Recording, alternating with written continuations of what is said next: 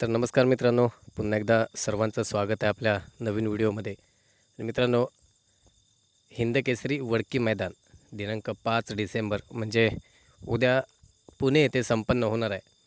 तर मित्रांनो, अखंड महाराष्ट्राला उत्सुकता लागते.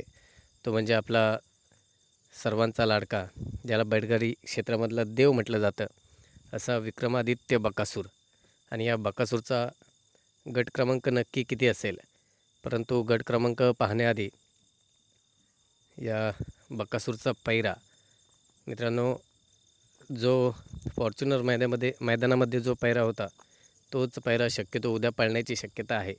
तो म्हणजे दादा सरकार यांचा सर्जा मित्रांनो उद्या आपल्याला पळताना दिसेल. परंतु बकासूरचा गट क्रमांक किती?